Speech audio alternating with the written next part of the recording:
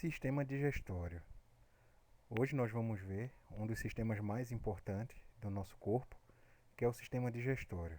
O sistema digestório é aquele sistema responsável por nos dar energia diretamente, certo? Nós precisamos nos alimentar e esse sistema digestório ele vai retirar, extrair essa energia dos alimentos dos quais nós nos alimentamos. Beleza? Como eu tinha dito, para um organismo se manter vivo e funcionando normalmente, é necessário que ele receba constantemente energia, certo? E essa energia, ela é oriunda dos alimentos, ou seja, dos materiais nutritivos que nós encontramos na natureza, da matéria orgânica, certo? Muitos desses alimentos, eles vão precisar se tornar biodisponíveis, certo? O que é ser biodisponível? É que ele esteja biologicamente disponível para o nosso organismo absorver. Mas como assim? Vê só, no desenho aqui, à esquerda, nós temos um prato de comida, certo? Aqui você consegue ver feijão, arroz, algumas verduras e carne. Cada tipo de alimento desse tem um certo tipo de nutriente. Por exemplo, a carne a gente vai encontrar bastante proteína. No feijão e no arroz, bastante carboidrato. Nas verduras, fibras e outras vitaminas, certo? Só que esses nutrientes eles vão estar disponíveis nesse formato que eles estão agora. Por exemplo, você vai conseguir absorver a proteína da carne da maneira que a carne está agora, a carne está inteira? Não. Então esses alimentos aí eles não estão biodisponíveis, ou seja, você não consegue extrair nenhum tipo de nutriente desse tipo de alimento. Então, o sistema digestório ele é justamente para isso. Ele vai utilizar um conjunto de órgãos com essa finalidade. É você tornar os nutrientes que existem nesses alimentos, nutrientes sejam disponíveis para o nosso organismo absorver. Porque pensa só, um pedaço de carne desse, grande, como é que ele ia penetrar dentro de uma célula que é microscópica? Então ele tem que quebrar esses alimentos e assim quebrando, você vai tornando ele cada vez mais disponível para poder ser absorvido pelas células do nosso corpo, que é o destino final justamente desses alimentos, certo? Desses nutrientes, é nutrir nossas células, certo?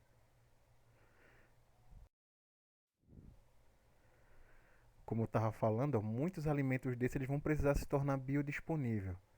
E o nosso sistema digestório vai tornar esse alimento biodisponível quebrando ele, certo? Biodegradando ele, fazendo com que esse alimento sofra modificações para poder ser absorvido pelo nosso corpo, pelas células do nosso corpo.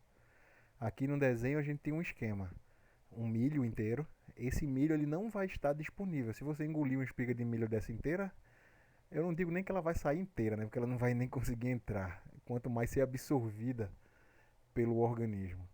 Então, o que é que acontece? Depois que você entra no sistema digestório, ele vai ser quebrado em pedaços cada vez menores, até você transformar ele em moléculas, como proteínas e amido, que é o que tem maior quantidade e o mais importante no milho para o nosso organismo poder absorver, certo? Ainda assim, essas proteínas e esse amido são moléculas grandes e elas também precisam ser quebradas novamente em moléculas menores. Por exemplo, as proteínas nós quebramos elas e transformamos em aminoácidos, e o amido nós quebramos e transformamos em glicose. Então, aminoácidos e glicose são moléculas extremamente pequenas e que são fáceis de ser absorvidas pelas células do nosso corpo. Aí elas vão estar biodisponíveis. E tanto esses aminoácidos quanto essa glicose vai servir de energia para o funcionamento do nosso corpo. Todo esse processo que a gente tem, desde a transformação, no caso do exemplo aqui, do milho, em moléculas cada vez menores, em pedaços cada vez menores, até ser utilizado para transformar em energia, é o que a gente chama de digestão, certo? Ou seja, um alimento que não estava disponível, não estava biodisponível, tornou-se biodisponível, certo? Nós conseguimos utilizar seus nutrientes para a produção de energia. E essa energia dentro da célula é produzida dentro de outra organela que nós chamamos de mitocôndria. Dependendo do metabolismo energético que for ser feito, por exemplo, glicólise, gliconeogênese, via das pentoses fosfatos, todas elas são realizadas dentro da mitocôndria. Então, todo o processo digestivo é feito com um fim: levar esse material até a mitocôndria da célula para assim gerar energia, certo?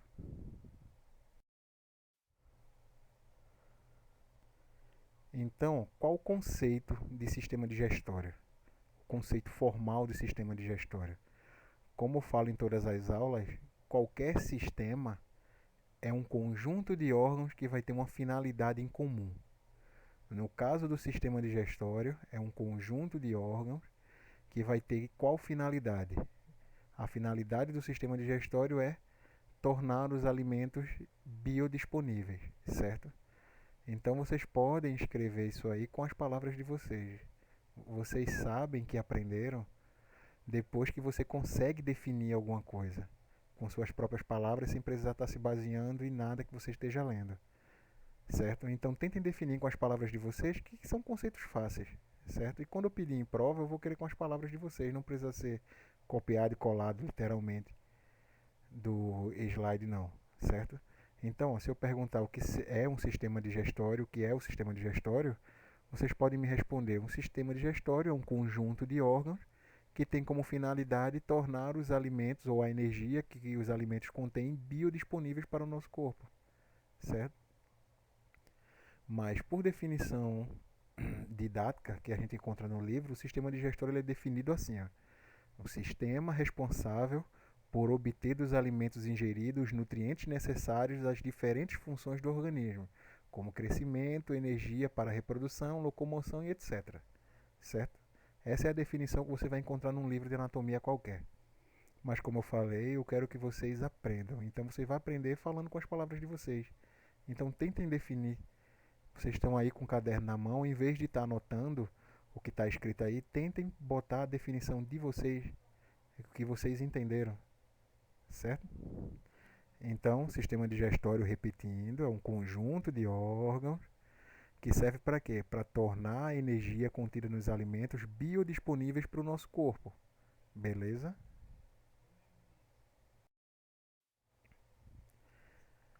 Quais são as funções básicas do sistema digestório? Basicamente, a gente diz que o sistema digestório é responsável pela digestão. Sim, mas a digestão é bem genérico, certo? A digestão ela tem etapas que vai ocorrer. E como eu falei, o sistema digestório é um conjunto de órgãos. Cada órgão desse é um órgão diferente e tem uma função diferente, certo? Então, cada órgão desse vai ter uma função e cada função dessa também vai fazer parte do sistema digestório. Então, nós temos funções básicas que fazem parte do sistema digestório, como a preensão, a mastigação, a transformação química dos alimentos, depois a absorção dos alimentos e a expulsão dos resíduos, que é o final da digestão, certo? Mas o que é a preensão? Vê só, onde é que fica o início do sistema digestório? Na boca, certo? Então, para o alimento chegar até a boca, o que é que precisa ser feito? Primeiro, o alimento precisa chegar até sua boca. Como é que esse alimento chega até sua boca? Você pega esse alimento, ou seja, a apreensão é você pegar esse alimento e levar até a boca, certo? Você está pegando esse alimento e levando até a boca. Se não chegar até a boca, não tem como você se alimentar. Beleza? Ao chegar na boca, você vai ter a mastigação, que é a primeira etapa basicamente mesmo da digestão dentro do sistema digestório, certo? Porque a digestão ela começa antes mesmo de a gente levar o alimento até a boca. Ela começa quando você consegue sentir um cheiro agradável de comida, quando você vê uma comida atraente aos olhos, certo? Quando você vê uma comida, quando você sente aquele cheiro gostoso de alguma coisa que você gosta de comer, seu sistema digestório ele já começa a ativar, certo? Você diz que já começa a sentir o estômago roncando, mas na verdade ali é o intestino trabalhando, certo? O estômago começa a produzir ácido clorídrico para poder fazer a digestão desses alimentos, certo? Então, a digestão ela começa antes mesmo de a gente colocar a comida na boca. Mas assim que a gente coloca a comida na boca, a gente começa a diminuir. Porque eu falei o quê nos slides passados? A digestão ela vai pegar um alimento grande e transformar em moléculas menores até essa molécula conseguir ser absorvida pelo nosso corpo, certo? Pelas células do nosso corpo. E a primeira fase de diminuição desse tamanho desses alimentos é justamente o que? A mastigação. A mastigação, como o nome já diz, e vocês já sabem, você vai utilizar os dentes para quebrar esse alimento, para macerar esse alimento, certo? E depois da mastigação já vem a transformação química. Lembra daquele último slide que eu mostrei que tinha um milho? Esse milho aí você quebra esse milho, transforma esse milho em proteínas, depois retira desse milho o amido, desse amido você quebra e transforma em glicose, dessa proteína você quebra e retira os aminoácidos, certo? Ou seja, isso é o que a gente chama de transformação química. Mas onde é que essa transformação química ela vai ocorrer de fato? Em algum órgão específico? Não. Todos os órgãos, a partir da boca, você vai ter algum tipo de transformação química no decorrer desses órgãos. Por exemplo, na boca, você vai ter o quê? A transformação desse alimento em pedaços menores e também você vai iniciar o quê? A digestão do amido, porque na própria saliva que é produzida tem uma enzima que é chamada amilase salivar, e essa amilase salivar ela vai justamente começar a quebrar esse amido e transformando ele em glicose. Não é que vai fazer toda a digestão do amido na boca não, certo? A gente vai ver que isso continua lá no intestino delgado, mas todo órgão que faz parte do sistema digestório, você vai ter algum tipo de transformação química. Então, a partir do momento que esse alimento entra na sua boca para começar a ser mastigado, para começar a ser macerado, você já vai começar a transformar aquele alimento quimicamente falando, certo? Essa transformação ela é feita de moléculas mais complexas para moléculas mais simples, nunca o contrário, certo?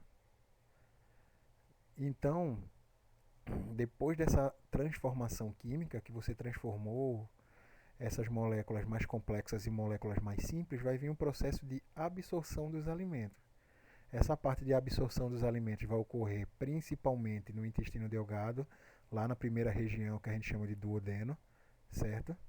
Então, essa absorção dos alimentos vai ocorrer a partir do momento que os nutrientes que a gente digeriu, que a gente transformou eles em moléculas bem pequenas, né? Eles vão ser absorvidos pela rede de capilares que tem lá no intestino delgado. E esses nutrientes vão cair na corrente sanguínea. E da corrente sanguínea vai se espalhar por todas as células do corpo, certo? A partir dos capilares, certo? Isso é o processo de absorção dos alimentos. E no final do processo de digestão, nós vamos ter a expulsão dos resíduos, certo? Que é justamente a parte em que a parte que a gente não consegue digerir daqueles alimentos. Só falando da questão do milho mesmo, boa parte do milho é o que a gente chama de celulose. Celulose ele é um polímero de glicose, certo? Linear, que ela é extremamente resistente à digestão humana. Nós não possuímos a enzima que digera a celulose. Então, essa celulose ela não consegue ser digerida, ou seja, ela não consegue ser quebrada, e por não conseguir ser quebrada, ela não vai poder ser absorvida pelo nosso corpo. Então, o que a gente chama de fibra, basicamente, é celulose, é um polímero de açúcar também, que ela não vai poder ser absorvida pelo nosso corpo, e a gente faz o quê? Bota o resíduo para fora. Ninguém fica acumulando nada, certo? Mesmo que tem prisão de ventre, um momento ou outro vai ter que ir lá descarregar, certo?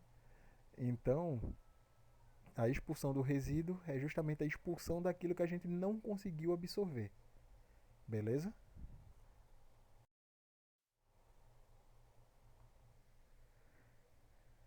Então, todo o sistema digestório ele é formado por órgãos, certo? Esses órgãos também eles são formados por tecidos. E qual o tecido que formam os órgãos, que formam as vísceras? A gente não viu porque a gente não faz parte dessa disciplina, né, o sistema muscular, mas todo o sistema digestório ele é formado por musculatura, por músculo. Mas que tipo de musculatura é essa? Bem, nós temos três tipos de musculatura diferentes no nosso corpo. O primeiro tipo e o mais abundante é o músculo estriado esquelético, que é um músculo voluntário que a gente consegue controlar com a nossa força do pensamento. Certo? Eu abro e fecho minha mão porque meu cérebro controla a contração e o relaxamento dessa musculatura estriada. Certo? O outro tipo de musculatura é a musculatura estriada cardíaca, que é o miocárdio, que a gente viu lá na parte de sistema circulatório, cardiovascular, certo? O miocárdio também é um tipo de musculatura estriada, só que esse tipo de musculatura estriada ela não tem controle voluntário, ao contrário da estriada esquelética, certo? E o outro tipo de músculo que existe é a musculatura lisa, ou seja, o músculo liso, que ele compõe todas as vísceras do nosso corpo, ou seja, todos os órgãos são compostos por musculatura lisa, os que são formados por músculo, claro, certo? Então, ó, qual é a característica dessa musculatura lisa? Essa musculatura lisa é uma musculatura involuntária. Você não vai conseguir controlar voluntariamente o trabalho dessa musculatura, certo? Então, ó, essa musculatura, por ser um músculo, ela tem movimento, certo? E esse movimento a gente chama de peristalse, certo? O que é a peristalse? Já ouviram falar de movimentos peristálticos? Já, certo? Quando você coloca o alimento na boca e engole esse alimento, ele não vai descer somente por gravidade, não. Tanto é que se você comer de ponta cabeça, o alimento vai da direção da boca para o estômago do mesmo jeito, certo? Então, essa descida que o alimento dá, por exemplo, da boca, passando pelo esôfago até o estômago, ele é feito por contração dessa musculatura lisa. E essa contração a gente chama de ondas peristálticas ou ondas de contração, certo? Então, todo sistema digestório ele é composto por musculatura lisa, certo? Tanto o estômago, o esôfago, intestino, o grosso e o delgado, todos eles são formados por musculatura lisa, certo? Então, ó, quando você sente aquela fome que você está sentindo, está dizendo que a barriga está roncando, não é a barriga que está roncando, é o intestino fazendo movimentos peristálticos também para ajudar a limpar aquele canal intestinal, certo? Para levar o bolo fecal para o local correto para ser expelido, por exemplo, certo?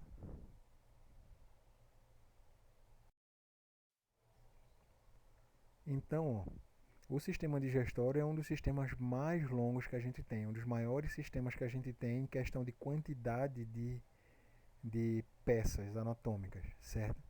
Então, como o termo anatomia que a gente já viu significa cortar em partes, ou seja, dividir essa estrutura anatômica, o sistema digestório também ele vai ser dividido. Basicamente, a gente divide o sistema digestório em duas partes. A primeira é o que a gente chama de canal alimentar. A outra parte são os órgãos anexos, certo? Mas como assim? Vê só, todos os órgãos pelos quais a comida tem contato diretamente com esse órgão, nós chamamos que esse órgão faz parte do canal alimentar, certo? Já aqueles órgãos que a comida ela não entra em contato diretamente, ou seja, aquele órgão ele vai produzir alguma secreção e lançar naquela comida, mas ele em si não vai entrar em contato com essa comida, nós chamamos de órgãos anexos, certo? Quais são os órgãos que fazem parte do canal alimentar, então? Vê, desde o início, a boca, certo? No caso, a cavidade da boca, as fauces, a faringe, o esôfago, o estômago, o intestino, tanto delgado como grosso, o reto, o ânus, toda aquela região em que o órgão entra em contato diretamente com a comida que é ingerida, nós chamamos de canal alimentar, certo? E todos os órgãos que ele não entra em contato diretamente da comida, como é o caso das glândulas salivares, o fígado e o pâncreas, certo? Nós chamamos de quê? De órgãos anexos. Por exemplo, a sua glândula salivar, mesmo estando na cavidade da boca, ela não vai entrar em contato direto com a comida. Você vai ter uma camada de tecido ali, uma camada de epitélio que não vai permitir com que essa glândula entre em contato com o alimento. Quem vai entrar em contato com o alimento é justamente a secreção produzida por essa glândula salivar, que é a saliva, certo? A mesma coisa do fígado e do pâncreas. Não são esses órgãos que vão entrar em contato com a comida diretamente. É a secreção que eles produzem que vai entrar em contato com a comida e vai começar a transformar quimicamente aquela comida. Beleza? Só repetindo para fixar aí na cabeça de vocês. Canal alimentar são todos os órgãos que entram em contato diretamente com a comida, certo? A cavidade da boca entra em contato com a comida, por exemplo. o seu estômago também, a comida vai ficar lá dentro, em contato com ele, o intestino, o reto e por aí vai. Beleza? Então a gente pode dividir nessas duas partes aí, uma divisão mais a grosso modo, em canal alimentar e órgãos anexos. Beleza? Bem tranquilo, né? Até agora, nada demais. Então, a gente vai começar falando do sistema digestório a partir do início. Qual é o início do sistema digestório? A boca, certo? A boca nós chamamos o que? A cavidade da boca, ela vai ter início onde? No orifício interlabial. O que é isso? Orifício é o quê? Abertura. Interlabial é o quê? Entre os lábios. Então, aquela abertura entre os lábios nós chamamos de orifício interlabial, certo? Quando você abre sua boca aí, não vai ficar um espaço entre os dois lábios? Isso é o que a gente chama de orifício interlabial, beleza? E o final da boca, ela vai ter onde? O final dela vai ser nos arcos palatoglossos, certo? Que é o limite inferior lá das fauces, lá no cantinho da boca, certo? Lá na parte de trás da boca, beleza? Perto da úvula.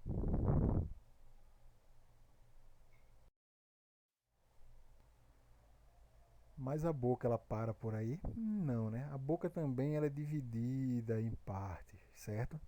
A cavidade da boca ela pode ser dividida em vestíbulo da boca e a cavidade própria da boca. O que é o vestíbulo da boca? O vestíbulo da boca é o espaço que você vai ter entre as gengivas e os lábios, certo? Ou entre as gengivas e a bochecha, certo? Então, ó, a cavidade própria da boca é aquele espaço que fica entre a parte superior, né, e a parte inferior da boca. Todo aquele espaço vazio que você tem ali, a gente chama de cavidade própria da boca, certo? É o espaço entre os arcos dentais, beleza? Já o vestíbulo não, é o espaço que fica entre a gengiva e os lábios ou entre a gengiva e a bochecha, certo? Então a gente consegue dividir a cavidade própria da boca nessas duas regiões aí.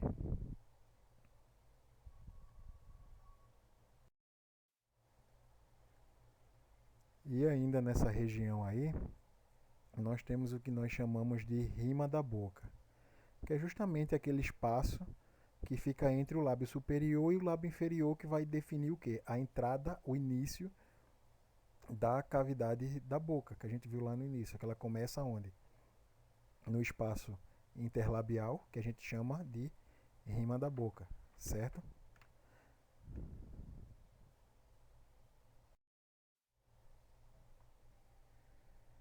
Então, ainda falando da cavidade da boca, a gente vai ver a respeito dos lábios, certo?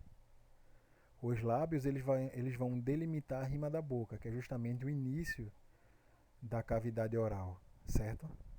E o que é que os lábios são? Os lábios são pregas cutâneo-miomucosas.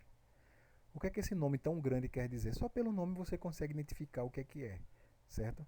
Ó, cutâneo lembra o quê? Cutis, ou seja, a pele, certo? Mio vem de músculo e mucosa vem de mucosa, certo? Que é um tecido que vai produzir algum tipo de muco. Então, ó, pregas cutâneo-miomucosas são pedaços, né, de tecido que são compostos por pele, que é a parte externa, certo, dos lábios, que a gente vai ter pele recobrindo. A parte interna vai ser composta por quê? Por musculatura, que você consegue movimentar os lábios, certo? É uma musculatura estriada também, esquelética. Você consegue movimentar, certo? E a parte interior desses lábios são a mucosa, certo? Que é aquela parte mais rosada que vai produzir um muco que vai manter a sua pele, a sua boca umedecida, certo? A face cutânea, né, que é a parte de fora, né, que é a pele, ela vai apresentar sulco, certo? Um sulco vertical mediano. Se você for ver no lábio superior, você vai ter essa entradinha, certo? Que é justamente o sulco medial vertical, certo? Na face mucosa lá, que é a parte interna dos lábios, você vai ter frênulo, certo? O que é um frênulo? Se você olhar aqui o desenho do lado, você vai ver na parte inferior do lábio inferior e na parte superior, bem no centro mesmo, você vai ter esses dois frênulos, certo? Que é justamente essa prega de tecido mucoso, certo? Que vai prender basicamente o centro do lábio à gengiva, certo? Tanto o superior quanto no lábio inferior. E de cada lado desse lábio, eles vão se fundir, formando o que a gente chama de comissura dos lábios, certo? Cada lado ali, um lábio superior com o lábio inferior, eles vão se fundir e aquela fusãozinha ali a gente chama de comissura dos lábios, certo? Então, só relembrando, os lábios, eles são pregas cutâneo-miomucosas. Cutâneo-miomucosas quer dizer o quê? Que são pregas compostas por quê? Por pele, músculo e um tecido mucoso, certo? Na face cutânea a gente vai encontrar o sulco vertical mediano na parte superior, certo? Nos dois lábios, tanto superior quanto inferior, na parte mucosa, nós vamos encontrar o frênulo, certo? Se você colocar a língua aí, ó, no centro do lábio, do lado de fora, entre o lábio e a gengiva, tanto superior quanto inferior, você vai sentir o frênulozinho, do mesmo jeito que a própria língua tem um frênulo na parte de baixo, certo? E a junção do lábio superior com o lábio inferior, né, dos lados, é o que a gente chama de comissura dos lábios, certo? Parece muita coisa, mas se você for ver, não é nada tão extraordinário, não. São coisas até bem simples de se decorar, certo? Mas eu aconselho que não decorem, nem aprendam. Dentro da cavidade da boca, nós vamos encontrar o quê? O palato. O palato é o teto da cavidade da boca, é a parte de cima da boca, certo? Então, esse teto, né, esse palato, ele vai separar basicamente a cavidade nasal da cavidade da boca, certo? Acima a gente vai ter a cavidade nasal, abaixo nós vamos ter a cavidade própria da boca. E esse palato ele é dividido em duas partes, o que a gente chama de palato duro e palato mole. Façam esse exercício aí, ó. Comece a palpar o céu da boca de vocês, né, que é o que a gente chama de palato, com a língua. Desde a parte do dente até a parte mais interna que vocês conseguirem com a língua de vocês. Vocês vão perceber que essa primeira parte, que vai dos dentes até uma certa parte mediana da cavidade da boca, é uma parte dura, que tem osso ali dividindo, certo? A cavidade da boca da cavidade nasal. E logo depois dela, você vai ver que tem uma parte mole, de tecido mole, que não tem mais osso. Aquilo ali é o que a gente chama de palato mole, certo? Desse palato mole vai se projetar a úvula, certo? O arco palato glosso e o arco palato faríngico, certo? Que é aquela parte final da cavidade da boca. E essa parte final vai dar início ao quê? Lembra que a gente viu qual era o órgão, qual era a estrutura que tinha em comum entre o sistema digestório e o sistema respiratório? Qual era? Me respondam aí.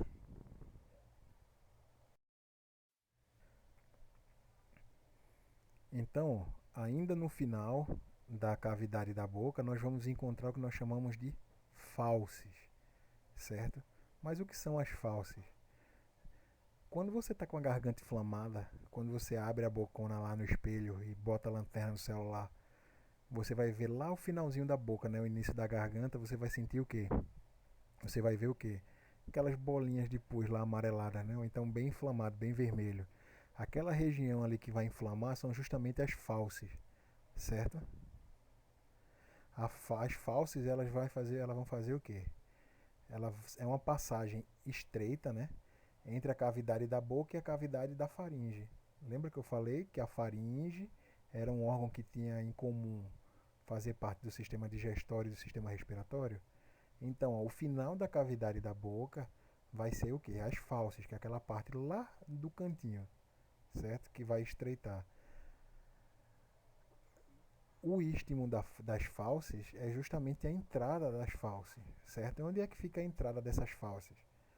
Ó, ela é delimitada pelo quê? Ó? Acima você vai ter o quê? A úvula, certo? Então, ó, marca essa região da úvula e faça um caminho ao redor dessa úvula, que você vai ter o quê? Os arcos palatoglossais, certo? Então, ó, ela é delimitada lateralmente por esses arcos e superiormente pela úvula, certo? É a entrada das fauces e o final da cavidade da boca. Depois dessa entrada das fauces, nós vamos ter o quê? O início da orofaringe, certo?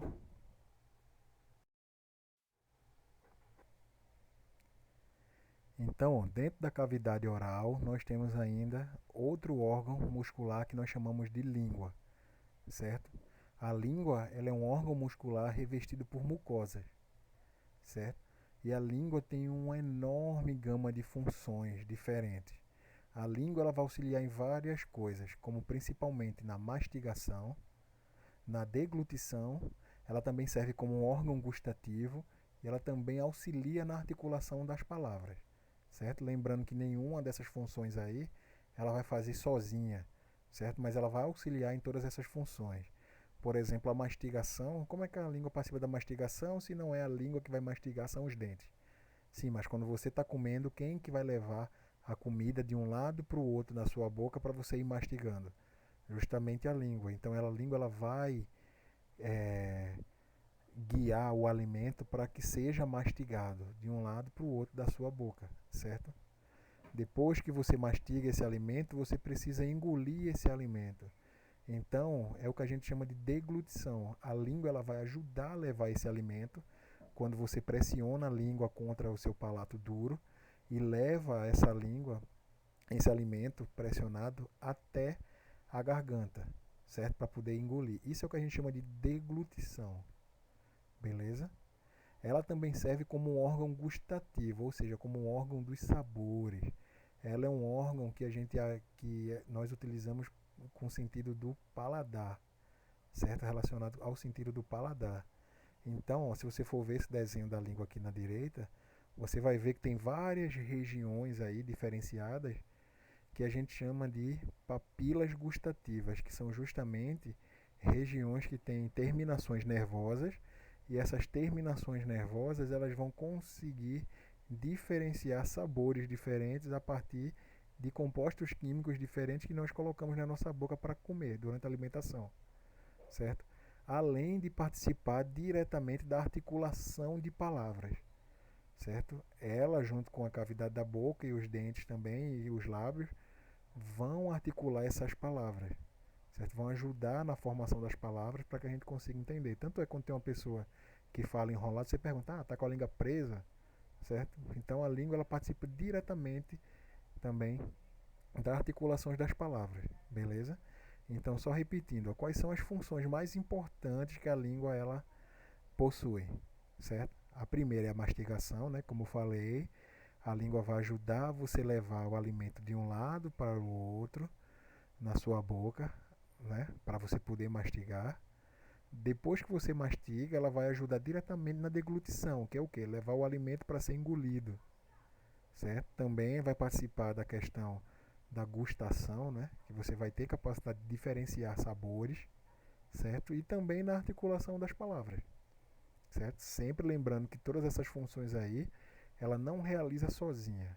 Ela vai realizar sempre em conjunto com outros órgãos, certo? Com outras estruturas. A língua ela não só é um pedaço de músculo, não, né?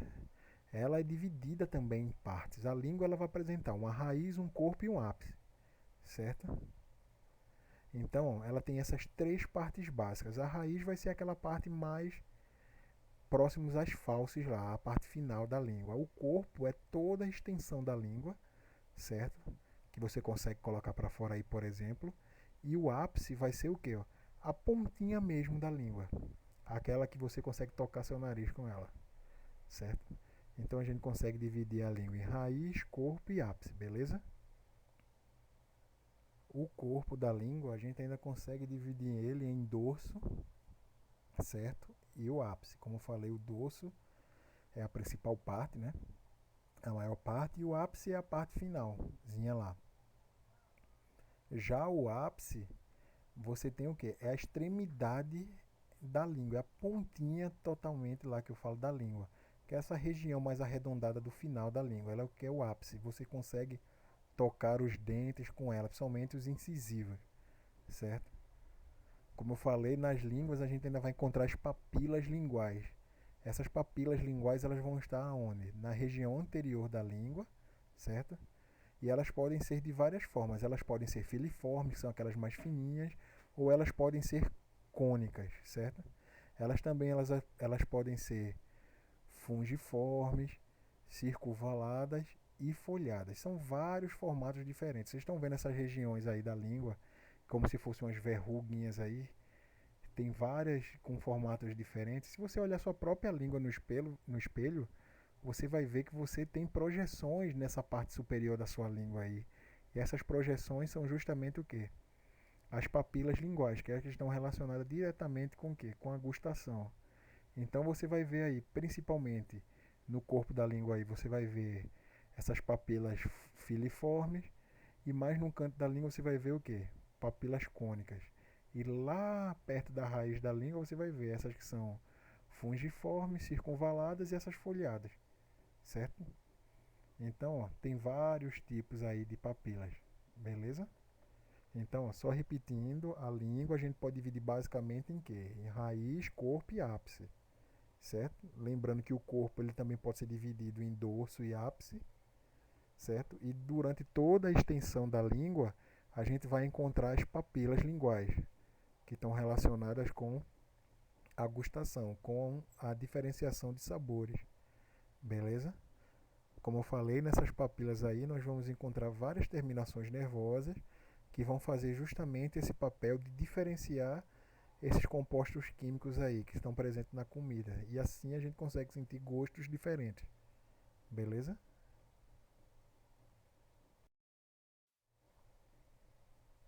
Então, ainda dentro da cavidade bucal é complicado. A gente pensa que a boca não tem muita coisa, mas a boca é bem complicadinha, né? Tem um monte de estruturas ali dentro, bem complexas.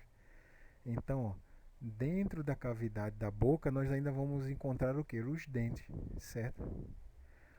Os dentes, eles são estruturas rígidas e esbranquiçadas, certo? Que eles são implantados diretamente nas cavidades da maxila e da mandíbula, beleza? Então, ó, quais são as funções dos dentes? Quando você fala do dente, você já sabe basicamente, né? Você diz, mastigar. Sim, mas mastigação é uma das funções do dente. Os dentes também têm outras funções. Por exemplo, o desenvolvimento e a proteção das estruturas adjacentes. Toda a parte inferior e interna da boca são compostas por tecidos moles, tecidos que são bem sensíveis. Então você precisa ter alguma proteção que não deixe entrar nada que vá machucar essas estruturas mais moles do tecido, certo? Então uma das funções é justamente essa.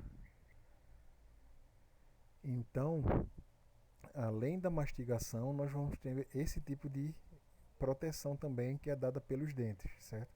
Além desse tipo de proteção também, os dentes vão participar diretamente da articulação das palavras. Você já deve ter percebido aí, se tiver algum familiar que use chapa, por exemplo, peça para tirar a chapa e peça para falar qualquer coisa. Vocês vão ver que a articulação das palavras fica totalmente diferentes. Então o dente ele participa diretamente também das articulações das palavras, certo? Outra função também é auxiliar no arcabouço do nosso corpo também, no arcabouço da face. O que é o arcabouço? É a fisionomia. Quando você tira os dentes, por exemplo, a fisionomia da sua face ela muda totalmente, certo? Então, ó, ela também serve para isso, para ajudar no arcabouço, para formar o arcabouço do nosso rosto, certo? Beleza? Então, ó, três funçõezinhas básicas aí que está escrita, né? Mastigação, a proteção das estruturas que estão próximas a ela, né? Ali na região da cavidade da boca, e a articulação das palavras. E se quiser acrescentar a parte do arcabouço, né? Do rosto, também fique à vontade. Nunca é demais, né?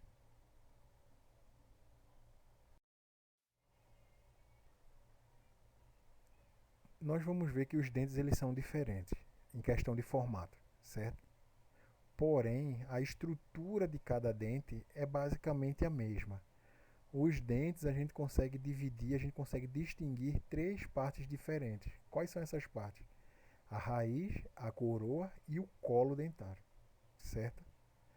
A raiz é aquela parte que todo mundo conhece, né? Aqui no desenho ela está bem delimitada, certo? A gente consegue ver bem direitinho que essa parte que ela vai estar implantada diretamente onde? No alvéolo, ou seja, diretamente implantada no osso, certo? Da mandíbula ou da maxila, certo? A coroa do dente é justamente aquela parte mais externa, onde você vai encontrar o esmalte dentário, certo? E que vai servir para quê? Para você macerar, para você mastigar, cortar, perfurar, independente de qual seja a função do dente, certo? Mas é ela que vai entrar em contato diretamente com o alimento para fazer o processo de quebragem, para falar a verdade. Vai quebrar esse alimento para alimentos menores, pedaços menores, certo? Já o colo do dente é uma parte mais difícil de você conseguir visualizar. Mas ele é o que? Essa parte estreitada aí que fica circulando o que? Circundando a gengiva. Então, se você for ver essa partezinha rosa que fica entre o osso e a gengiva aí, ela é justamente entre a gengiva e o dente aqui, dentro do osso, você vai ver que isso é o que a gente chama de colo, certo? Então, basicamente, nós dividimos o dente em raiz, coroa e colo, certo? Nessa raiz aí do dente, é onde estão implantados o que? Todos os vasos sanguíneos, certo? Que estão implantados também o que? Os nervos, beleza? Toda a parte de inervação, toda a parte de vasos sanguíneos, de capilares, né? Vão estar totalmente entrando nessa região aí, certo? Da raiz. Então, ó, não é raiz à toa, porque ela vai nutrir o dente. Então, ó, dentro do dente você tem a polpa. E essa polpa, ela vai ser a parte viva do dente, certo? Tanto é que quando você desgasta o esmalte do dente, aí você perfura a dentina, quando você chega na polpa, você tem aquela dor de dente horrível, certo? Você diz que o dente está podre, está aquela dor horrível de dente, por quê? Porque você perfurou toda a proteção externa que o dente tinha e você chegou até a parte viva do dente que realmente sente dor, que você tem inervação, né? Você tem a parte nervosa ali, que é justamente essa polpa, certo?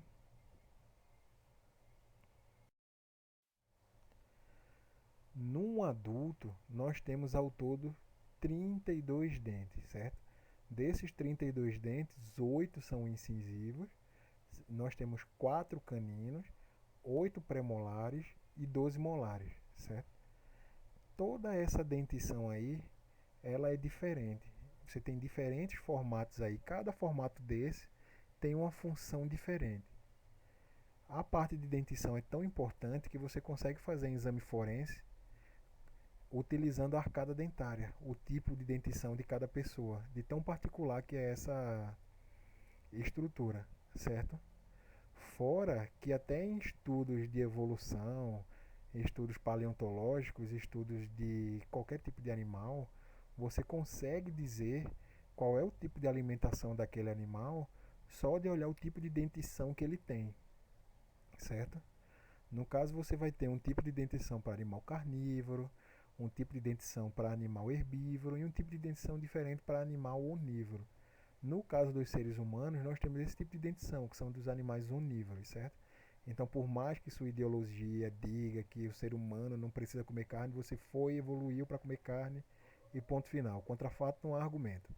Agora, devido ao desenvolvimento de novas técnicas de alimentos verdes, que têm mais nutrientes do que a carne, isso e aquilo, nós conseguimos viver sem precisar comer carne diretamente, certo? Mas evolutivamente o ser humano é um animal onívoro, certo? Então ele não se alimenta só de carne ele se alimenta só de carne e legumes também, de plantas, certo?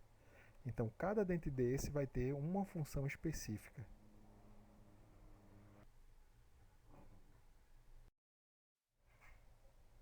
Como eu falei, no adulto nós vamos ter o que? 32 dentes, né? Vamos começar falando dos incisivos. Os incisivos são aqueles dentes da frente, certo? Aquele dentinho de coelho ali na frente, certo? Ele tem características particulares. Primeiro, a coroa desse incisivo ele tem um formato de bisel, certo? Ele tem margens que são cortantes, certo? E ele tem apenas uma raiz. A raiz dele é única. Se você for ver aqui no desenho, você vai ver, ó, esse formato de bisel que eu falo é um formato de, como é que eu posso dizer? Como se fosse um formato de uma tesourinha, que ele vai servir justamente para cortar. A função do incisivo é cortar o alimento. Então ele tem que ter esse formato de bisel, certo? Então ele tem a margem dele cortante, né, que é afiada, e ele tem apenas uma raiz. A raiz dele é única, certo? Ele fica situado na parte da frente da boca, ou seja, anteriormente na arcada dentária, certo? Os quatro primeiros dentes que a gente tem na frente da boca, tanto superior quanto inferior, são os incisivos, certo?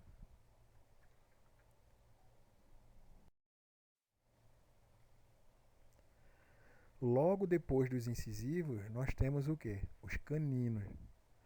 Os caninos eles já têm um formato de coroa diferente dos incisivos. Os incisivos têm a função de cortar, os caninos eles vão ter a função de perfurar. No ser humano, esses caninos eles não são tão desenvolvidos, até porque o ser humano não é um animal predominantemente carnívoro. Como eu falei, o ser humano é um animal onívoro, certo? Então, o ser humano ele não caça mordendo o pescoço das vítimas. Então, só aqueles animais que precisam realmente perfurar a jugular de alguma presa ou segurar essa presa é que eles precisam ter os caninos mais desenvolvidos, certo? Então, esses caninos eles também têm uma coroa única, certo? Uma coroa em peça única. E ele, a ponta dele termina num, como é que eu posso dizer? É cônica, certo? Que ele vai perfurar, certo? E ele vai se localizar logo depois, né, lateralmente ao que? Aos incisivos, beleza? E ele também possui apenas uma raiz, certo? Tanto os caninos quanto os incisivos têm apenas uma raiz, beleza?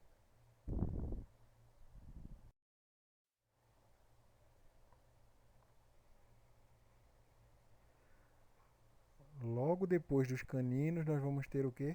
Os premolares. Os premolares eles têm basicamente a função de maceração, ou seja, amassar o alimento. O incisivo nós vimos que tem a função de quê? De cortar o alimento. O canino de perfurar o alimento. Os premolares e os molares também vão ter a mesma função que é a de maceração, certo? Os premolares eles têm uma característica de coroa, que ele apresenta uma coroa com dois tubérculos, certo? Se for ver no desenho aqui, você vai ver que a coroa tem duas saliênciazinhas na sua extremidade, o que a gente chama de tubérculo.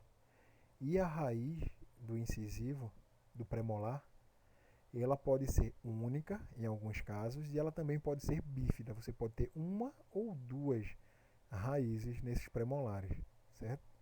Ele vai ser encontrado lateralmente, né, na arcada dentária logo depois dos caninos, certo? Então você vai vir primeiro com os incisivos, depois você vai ter os caninos, depois você vai ter os premolares, certo? Então só repetindo, esses premolares eles apresentam coroas com dois tubérculos, certo? E a raiz ela pode ser única ou ela pode ser bífida, certo? E estão localizados logo depois do que? Dos caninos. Logo depois dos premolares, nós vimos finalmente com o que? Com os molares, certo? Esses molares aí, ele tem características diferentes de todos os outros dentes. Primeiro, que a coroa dele vai apresentar de 3 a 5 tubérculos, certo? Se você for olhar aqui essas protuberâncias, ela vai apresentar entre 3 a 5, certo? Qual é a função desses premolares, desses molares? A função dos molares é a mesma dos premolares, que é justamente maceração, ou seja, amassar o alimento para poder ser engolido, para fazer aquela papinha, né, para fazer formar o que o bolo alimentar na boca, certo? Então, ó, ele tem essa função de maceração. Então, para macerar, ele precisa ter mais de um tubérculo, certo? Nós vimos que o quê? Que os premolares tinham dois, no caso dos molares vão ter de 3 a 5 tubérculos desse. E também ele vai ter apresentado de duas 3 ou 5 raízes às vezes, certo?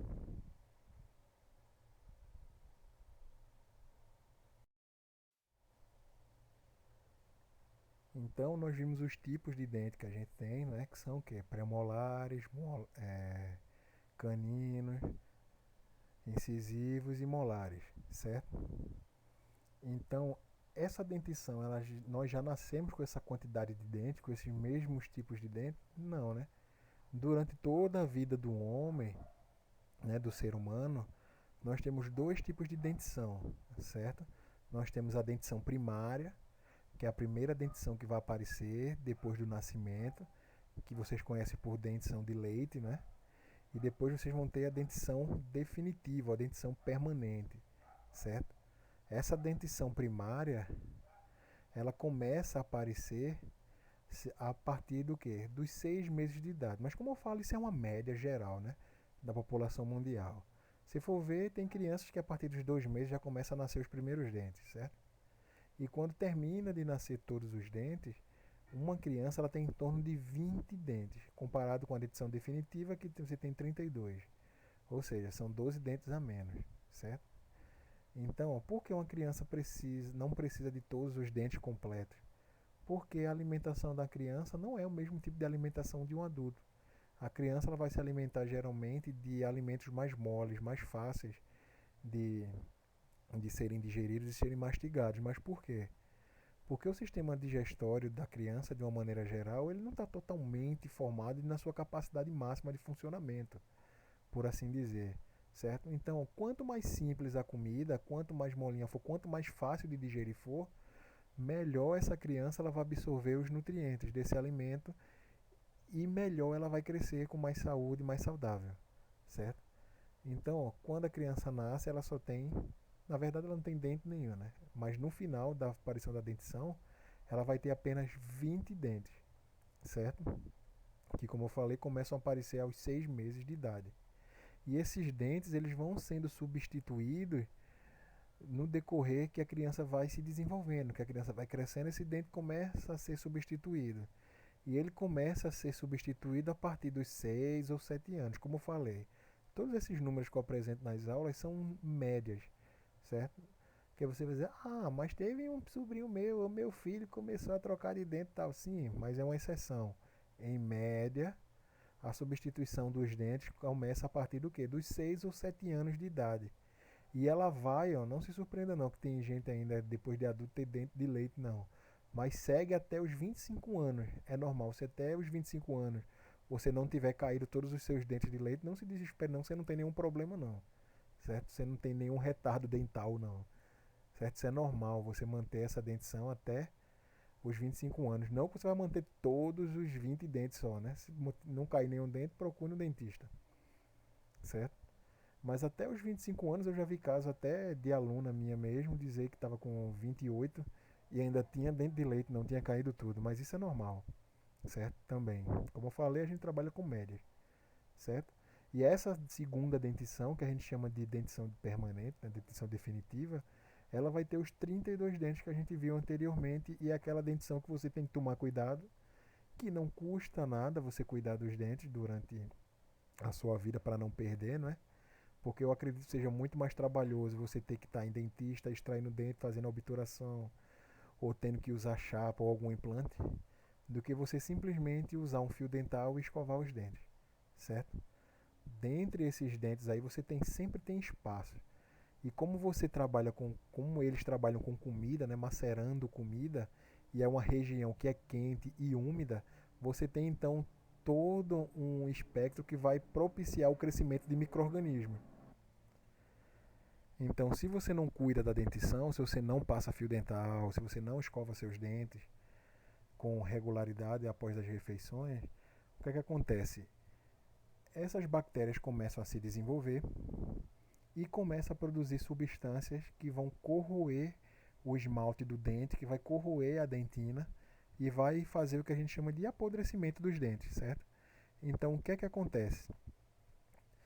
Esse dente ele começa a ser perfurado e ele começa a perder a função dele, certo? Então, quanto mais ele é perfurado por essas bactérias, né, mais fica difícil de você manter esse dente, você eventualmente vai ter que arrancar esse dente.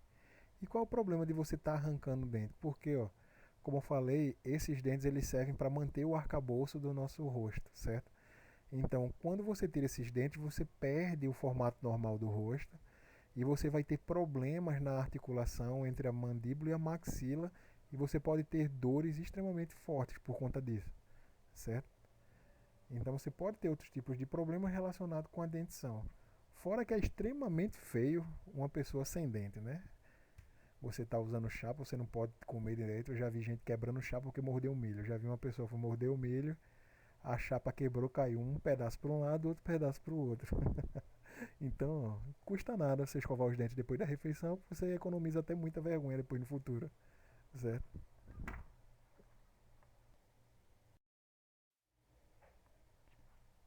Ainda dentro da cavidade bucal aí, nós vamos encontrar os primeiros órgãos anexos do sistema digestório, que são o quê? Que são as glândulas salivares. Como eu falei, órgãos anexos são aqueles órgãos que o alimento não entra em contato diretamente com esse órgão. Só a secreção que esse órgão produz é que vai entrar em contato com o alimento, como é o caso das glândulas salivares, certo? Para que servem as glândulas salivares? Para que elas são responsáveis? As glândulas salivares basicamente são responsáveis por manter a lubrificação do alimento, certo? Quando você mastiga, esse alimento vai sendo lubrificado por essa saliva para facilitar na hora da descida pelo esôfago, certo? Além de lubrificar esse alimento, ele vai ajudar na digestão de polissacarídeos, ou seja, na digestão do amido, porque essa saliva ela é rica no enzima chamada amilase salivar, que é uma classe de enzimas que vai degradar o quê? Vai ajudar a degradar o amido. A maior parte da nossa alimentação é a base de amido, certo? Então, independente de onde, do que a gente come, por exemplo, se a gente come um músculo de animal, que é a carne, no músculo também vai ter glicogênio, que é um polissacarídeo também, certo? E nas plantas também vai ter bastante amido. Então, tudo que você come de origem animal, de origem vegetal, você vai ter um polissacarídeo ali associado. Então, essa amilase ela vai justamente começar a degradar, começar a digerir esses polissacarídeos, certo? Esse amido. E a enzima responsável por essa pré-digestão do amido é justamente a amilase salivar, certo? A saliva ela também tem a função de manter a túnica mucosa da boca sadia. A saliva ela tem uma função também antimicrobiana, certo? A saliva ela vai ajudar a controlar o crescimento de alguns tipos de micro-organismos. Só que como a gente sabe, alguns micro-organismos eles são extremamente resistentes e adaptáveis. E por isso, o que é que eles fazem? Eles conseguem resistir e conseguem causar algum tipo de doença, como é o caso das cáries, certo? Mas basicamente a saliva tem essa função, né, de lubrificar o bolo alimentar, quando a gente vai engolir, lubrificar o alimento no início da digestão. Tem a função de manter sadia a mucosa interna da boca, certo? E também de fazer a pré-digestão do que? Dos polissacarídeos, ou seja, do amido basicamente. Beleza? Nós temos dois tipos basicamente de glândulas salivares. Nós temos as glândulas salivares menores e as glândulas salivares maiores. Como o nome já diz, as glândulas salivares menores são aquelas menores e as maiores são as maiores, né? Muita coisa. Quais são essas glândulas salivares menores? Aí nós vamos ter as glândulas labiais, as bucais, as palatinas, as linguais, as incisivas e as molares, certo? E as maiores nós vamos ter o que? As parótidas, as submandibulares e as sublinguais, certo? Todas elas vão ter essa função de produzir a saliva e liberar essa saliva em várias regiões dentro de quê? Dentro da cavidade bucal, certo? Para fazer essas funções, certo? De manter a mucosa da boca sadia, de fazer a pré-digestão do amido e de lubrificar a comida quando chega na boca para poder descer no resto do canal alimentar, certo? No caso do esôfago.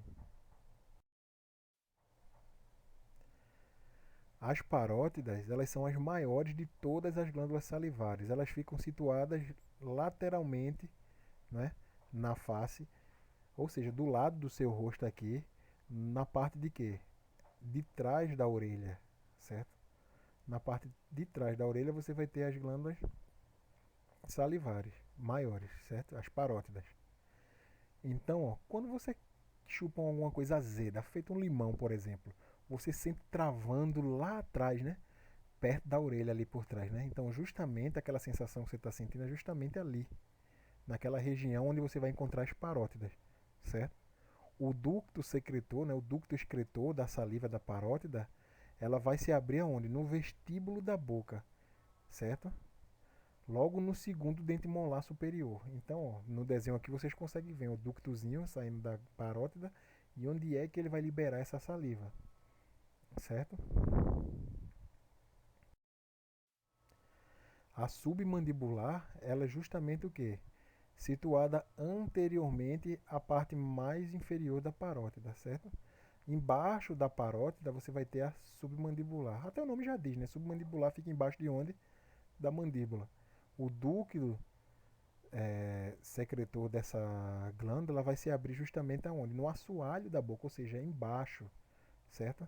Abaixo da língua, certo? Então, ó, se você for ver ó, a submandibular aqui no desenho, onde é que ela vai se abrir? Logo embaixo da língua. É aquela que quando você vai bocejar e sem querer você joga aquele jato de saliva, né, para fora, certo?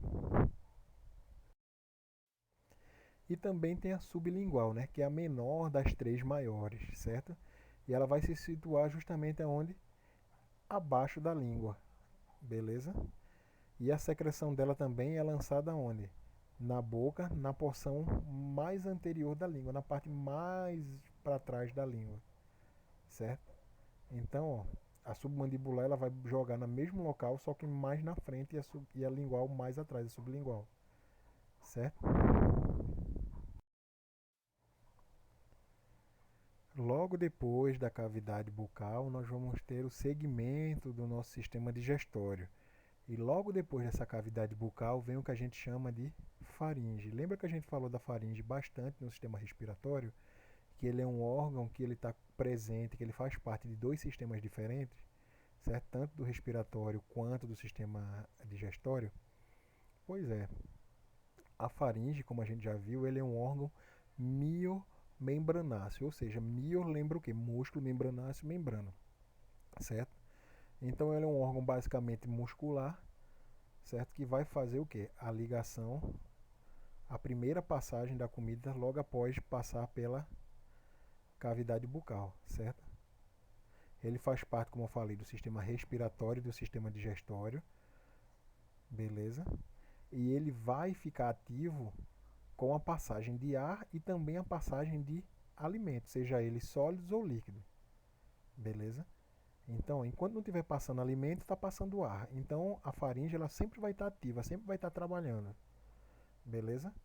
Então, tanto na deglutição quanto na respiração, ela vai estar lá, sempre trabalhando. Então, ó, como a gente tinha visto anteriormente, essa faringe ela é dividida em três partes. Nós vamos ter a parte nasal, que vem logo depois da cavidade nasal. Logo abaixo dessa parte nasal, nós vamos ter a cavidade oral, que é a que vem logo após a cavidade oral, como o nome já diz. E a parte laríngea, né, que faz logo a ligação com a laringe, certo? Então, a parte nasal nós chamamos de nasofaringe, certo? Essa nasofaringe aí, ela é a única que não faz contato com o alimento dessas outras partes de toda a faringe, certo? Só passa o ar, basicamente. A parte oral a gente chama de orofaringe. Já essa orofaringe aí, além de passar o alimento, ela passa justamente também o ar que vem pela nasofaringe. E a parte final é a laringofaringe, certo?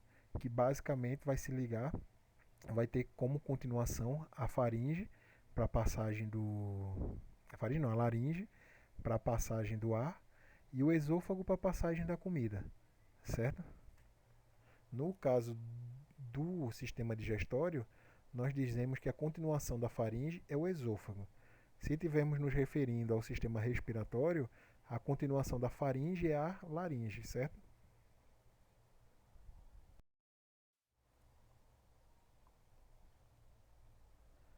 Logo depois da faringe, ela vai ser continuada pelo esôfago. O esôfago ele é o quê?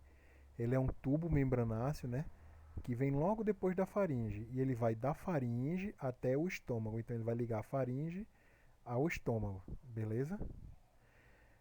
Por ligar a faringe até o estômago, ele passa por estômago ele faz um caminho bem longo, certo?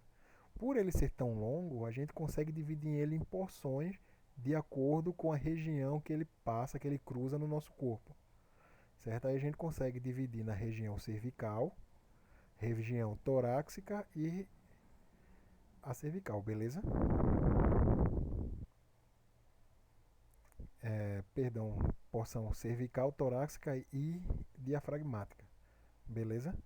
Então, a primeira porção que a gente vai ter é a porção cervical, certo?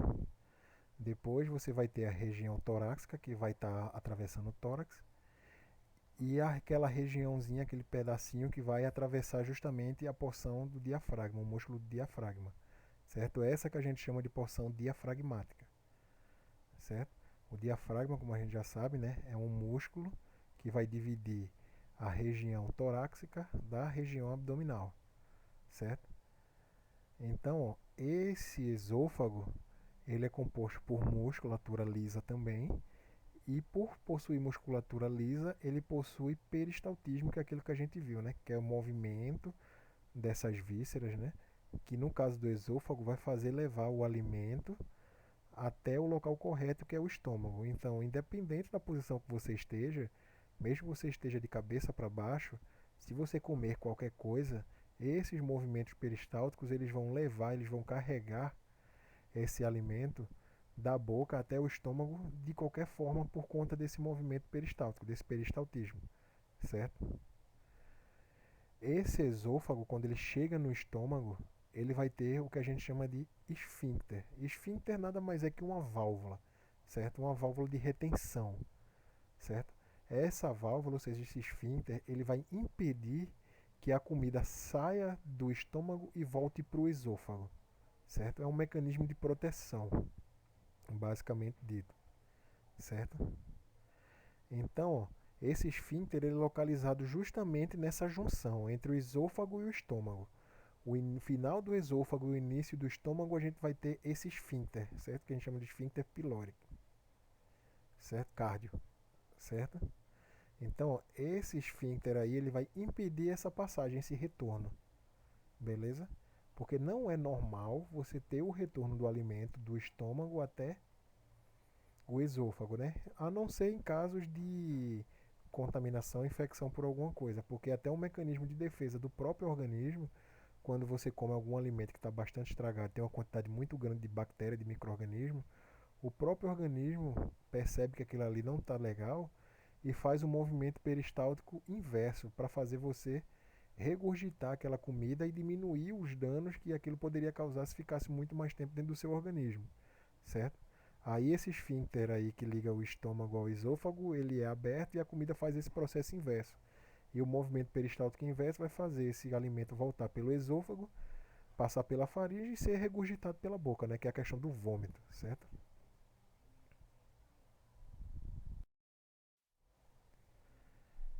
Então, logo depois do esôfago, nós vemos com o estômago, certo? O estômago é um órgão visceral, que é oco, certo? E com paredes estratificadas, ou seja, a parede do estômago tem várias camadas.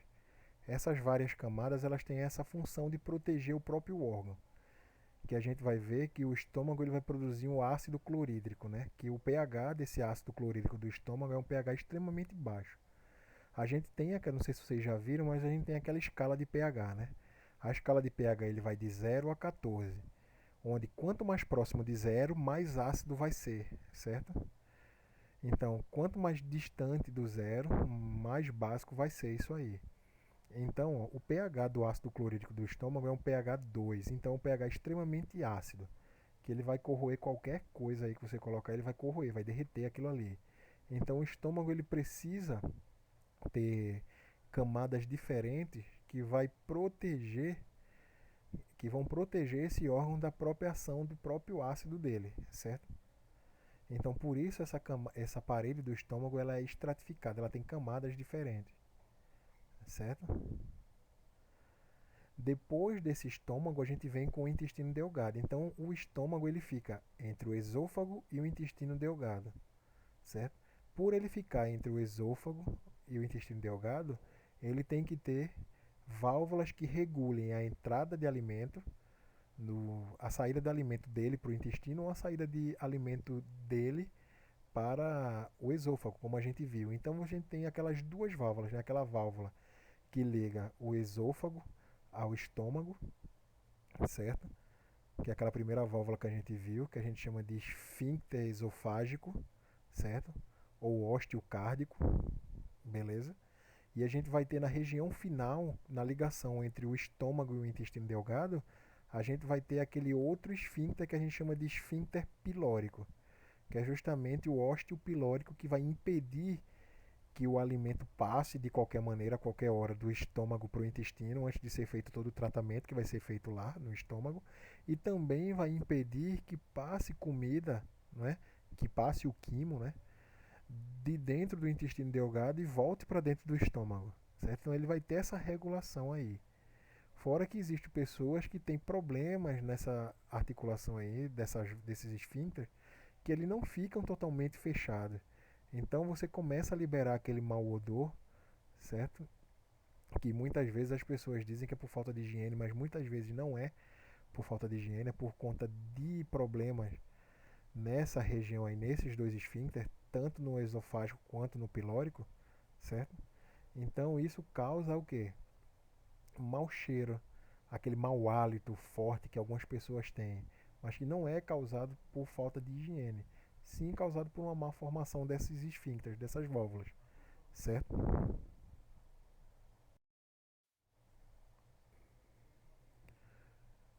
O estômago, a forma desse estômago, ele vai variar, né? A disposição, o local que esse estômago vai estar localizado dentro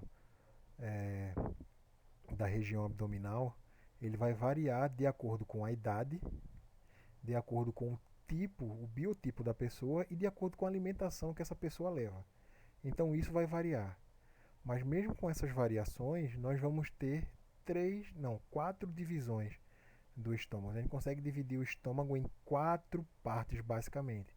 A primeira parte é a parte cárdia, que é justamente aquela primeira parte do estômago onde você tem a junção do esôfago com o estômago, que você vai ter o que? Aquele esfíncter esofágico ali. Então aquela é a primeira parte do estômago, certo? A segunda parte é o que a gente chama de fundo. O fundo é a parte superior, porque parece o fundo do estômago está em cima, certo? Que é aquela região que você está vendo aqui no desenho que fica mais acima do estômago. Essa região ela vai acumular o que? Os gases oriundos do processo digestório que vai ocorrer dentro desse estômago, certo? Depois do fundo, nós vamos ter a maior parte do estômago, que é a região do corpo gástrico, certo? Que é a maior parte desse órgão, que é onde esse vai ficar acumulado o ácido clorídrico, que vai entrar em contato com todo o alimento aí nessa região, certo? E logo depois dessa parte aí do corpo gástrico, nós vamos ter a parte pilórica, que é a região final, a porção final do estômago, que é justamente a região onde o estômago vai se ligar com o intestino delgado, certo? Com a parte do duodeno. Então, ó, nós dividimos o estômago nessas quatro partes aí, na cárdia, no fundo, no corpo gástrico e na parte pilórica, beleza? Fora que o estômago ele ainda possui duas curvaturas diferentes. Se a gente for ver, o estômago ele não é reto, ele tem duas curvaturas. Você tem uma curvatura mais interna, certo? Uma região côncava e uma região convexa.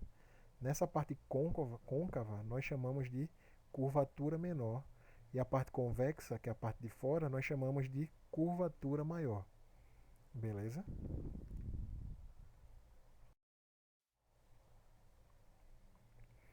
Então, como eu falei ali, nós vamos ter essas duas curvaturas, né? Que você vai ter uma curvatura direita, que a gente chama de curvatura maior, e a curvatura que está à direita, que é a curvatura menor, certo? Então, ó, uma côncava e outra convexa, que vai dar o formato, basicamente, do estômago, né? Ainda falando do estômago, agora nós vamos falar da parede do estômago. Lembra que eu falei que o estômago ele tinha uma parede estratificada, ou seja, tinha camadas diferentes?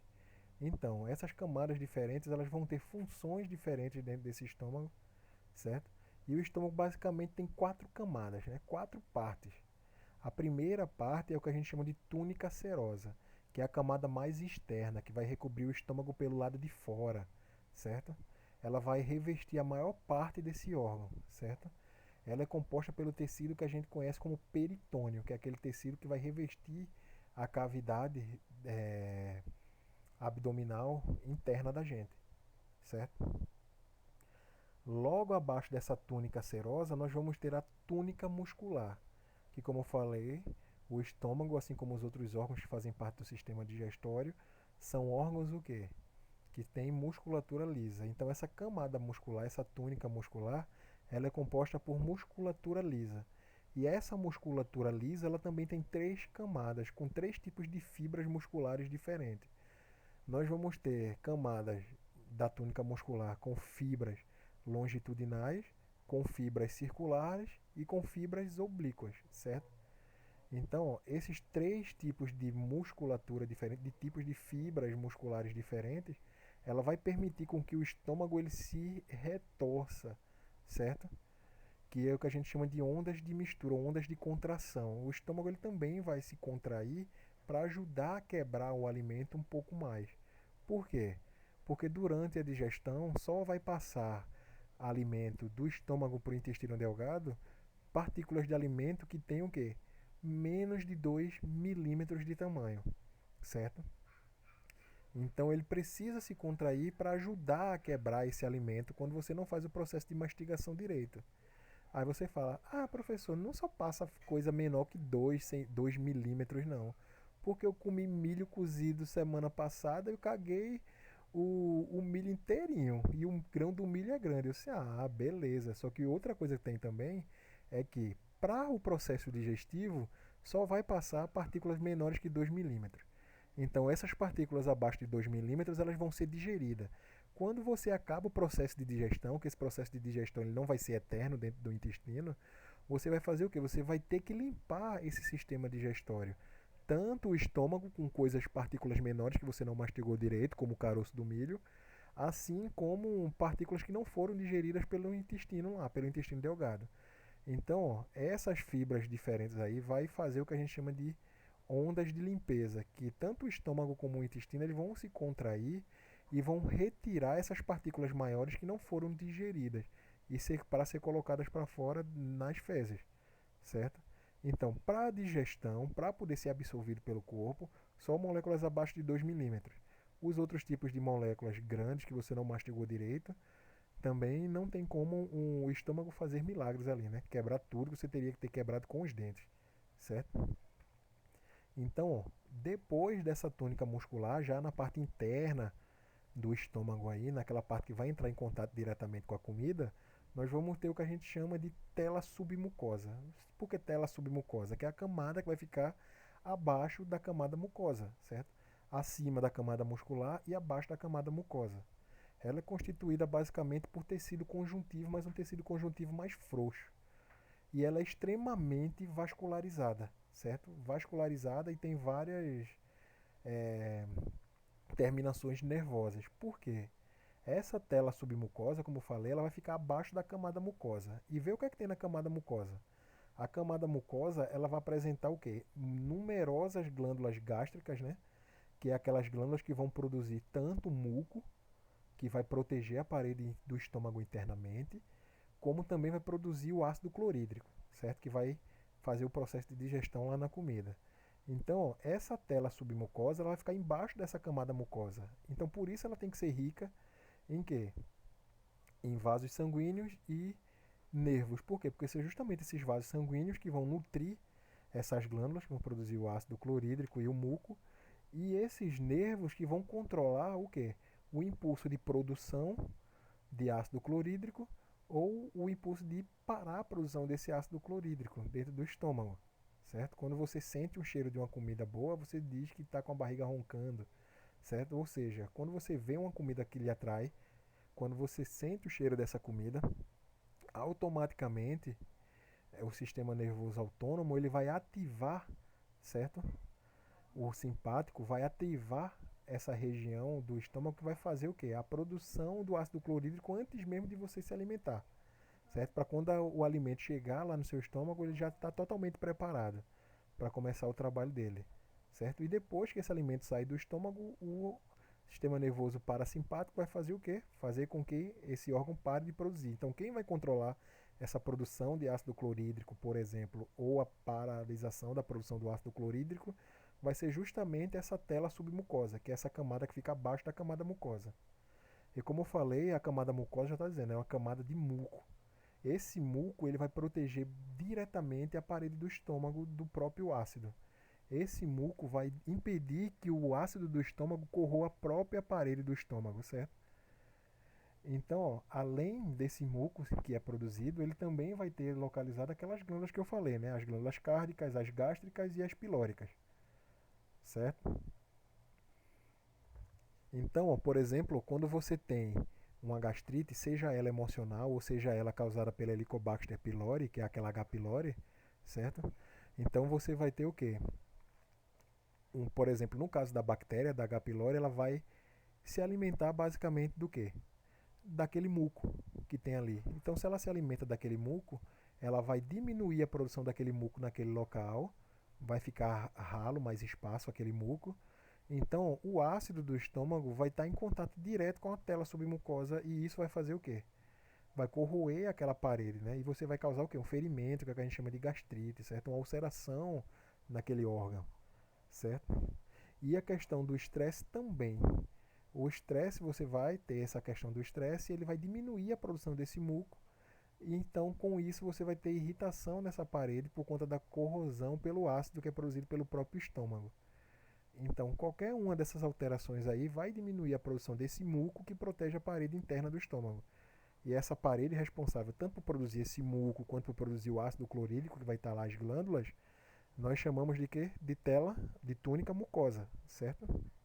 Então são essas 4 camadas aí. Você vai ter a túnica serosa, que é a mais externa, a túnica muscular, que é a camada muscular que compõe a maior parte do estômago, a tela submucosa, que é a camada que vai controlar a produção do muco e a produção do ácido clorídrico, e a tela mucosa, a túnica mucosa, que é a camada que vai o quê? Revestir a parte interna do estômago, vai produzir o ácido clorídrico e vai proteger essa região interna, certo? Então, ó, logo depois do estômago nós temos o que? O intestino, certo? O intestino, ele é a porção, digamos que a porção final do sistema digestório, certo? É no intestino que a gente vai absorver os nutrientes da digestão, jogar eles na corrente sanguínea para poder ser absorvido pelas células. E é no intestino também que a gente vai o quê? Expulsar os resíduos que não foram digeridos, certo? Quando a gente fala intestino, está falando de uma maneira geral, mas o intestino a gente consegue diferenciar ele em 2 tipos diferentes, né? Nós temos o intestino delgado, delgado por ser mais fino, né, mais delgado, e o intestino grosso por ser literalmente mais grosso, certo? Que vai variar aí é o calibre, ou seja, a espessura, certo? Popularmente dizendo a grossura do intestino, certo? Então, ele vai começar onde? Na junção do estômago com o intestino delgado, certo? E vai terminar no ânus, certo?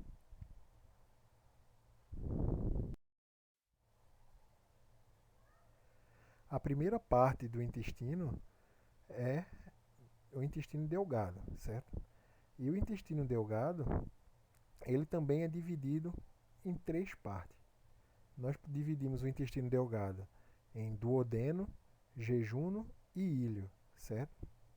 O intestino delgado como um todo, independente da porção, ele tem 3 funções que são básicas para esse órgão. Quais são essas funções? É completar a digestão, a absorção desses nutrientes e a secreção do suco entérico, certo? Vamos por partes aí, em cada função dessa. Primeiro, como é completar a digestão?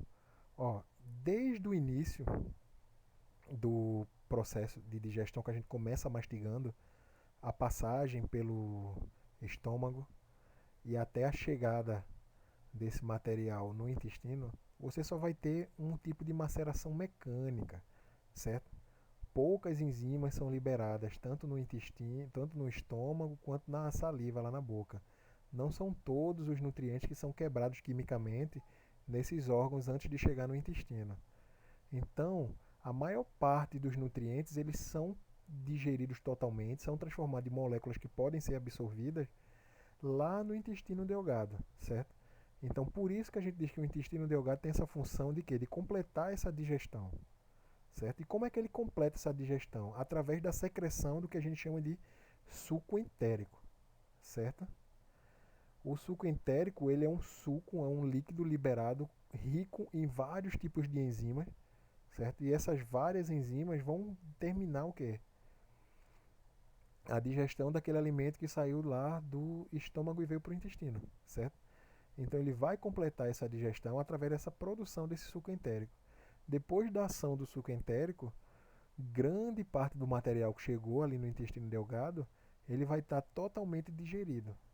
E esses que foram totalmente digeridos, eles vão ser absorvidos pela parede do intestino delgado e assim cair na corrente sanguínea e ser distribuído para os órgãos e para os tecidos de intestino, certo? E o que não presta, o resto que sobra, vai ser eliminado e ser jogado para o intestino grosso, beleza? Então são essas três funções básicas aí: completar a digestão, a absorção desses nutrientes e secreção do suco entérico. Como eu estava falando do suco entérico, ele vai realizar a digestão dos alimentos que chegarem lá no intestino. Ele é rico em enzimas, rico em hormônios, certo? Um dos hormônios que ele tem é a secretina, que ela vai estimular a liberação de bicarbonato e de água no pâncreas. Ou seja, para que vai precisar de bicarbonato? Primeiro, o bicarbonato ele vai ajudar na emulsificação da gordura, certo? A maior parte dos alimentos que a gente come ele é rico em gordura, assim como rico em amido, em carboidrato, certo? Então, assim que ele chega no estômago, ele vai estar rico em gordura. Então, essa gordura ela vai precisar ser quebrada, ser homogeneizada. Então, quem vai ajudar na quebra, na homogeneização dessa gordura, é justamente o bicarbonato, certo? Que vai ser estimulado pelo quê? Pela secretina, que é esse hormônio que é produzido também pelo intestino, certo?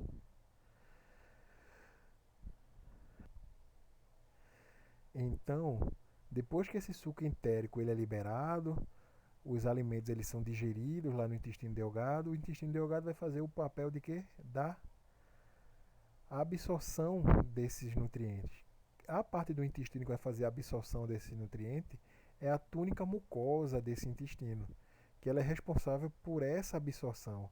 Essa túnica mucosa, como vocês podem ver no desenho aqui, ela é rica em quê? Em microvilosidades, certo? E essas microvilosidades, elas são extremamente ricas em vasos sanguíneos, certo? Ó, se você for ver o diâmetro do intestino delgado, ele é bem pequenininho, né? O espaço que ele vai ter dentro é bem pequenininho. Então a absorção ela não seria eficaz se a parede interna do intestino delgado ela fosse lisa, certo?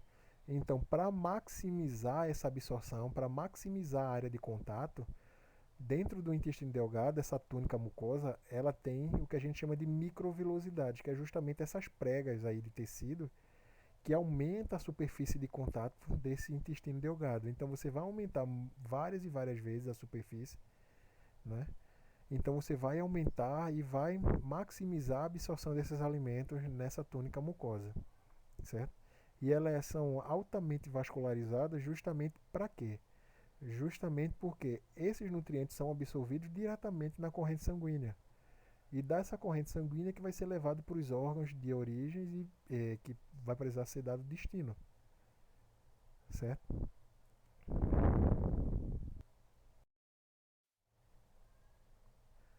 Então, a primeira, como eu falei, né, o intestino delgado ele pode ser dividido em três partes, né, duodeno, jejum e ilho. A primeira parte do intestino delgado, que é a que vem logo depois do estômago, a gente chama de duodeno. Preste bem atenção nesse desenhozinho aqui do lado, que às vezes cai em prova. Ó, o duodeno ele tem características bem peculiares, certo? Primeira parte, né, que é onde ocorre a maior parte da digestão, né, e absorção desses alimentos, é no duodeno, certo? O duodeno ele tem aproximadamente uns 26 centímetros de comprimento. Ele vai desde do ósteo pilórico, né, que é aquela região que é ligado ao estômago, até a flexura duodeno jejunal, que é quando o intestino sofre, quando o intestino delgado ele sofre a primeira dobramento, certo? Quando ele sofre esse primeiro dobramento, né, que a gente chama de flexura, Aí você já começa a ter o jejum e o ilho depois disso. Então, essa flexura a gente chama de flexura duodeno jejunal, certo? Então, ele vai desde o ósteo pilórico até essa flexura, certo? E ele também, ó, mesmo tendo 26 centímetros, ele também é dividido em partes, né? Em 4 partes, para ser mais preciso, certo? Quais são essas partes? A parte superior, né? Que é essa primeira parte aí, logo quando você sai do estômago, a primeira parte do intestino delgado é a parte superior. Logo depois dessa parte superior, você tem uma região que desce, certo? Se você for ver, ele tem um formato de U, beleza? Então, essa parte que está descendo logo depois da superior, nós chamamos de região descendente, certo? Logo depois dessa região descendente, na parte de baixo, você vê que ela fica estabilizada na horizontal. Então, essa região nós chamamos de região horizontal. E logo depois dessa região horizontal, você vê que ela volta a subir. E essa parte que está subindo de novo, está ascendendo, nós chamamos de região ascendente. Então, ó, as 4 partes do intestino delgado, no caso do duodeno, são essas. Ó. Parte descendente, parte superior, horizontal e ascendente. Certo?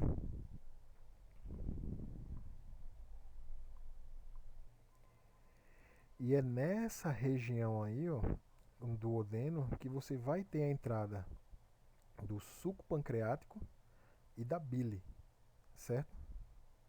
Então, ó, essa região a gente chama de ductos colédocos e pancreáticos, certo? Ele vai desembocar na região que a gente chama de região descendente. Então, nessa região descendente aí, vai começar a entrar o suco pancreático, que também é rico em enzima, bicarbonato, certo? E também a bile também, certo?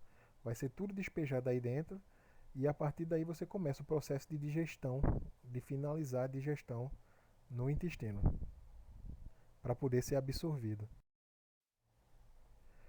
Logo depois do duodeno, nós vemos aquela outra porção que é a jejum e o ilho, certo?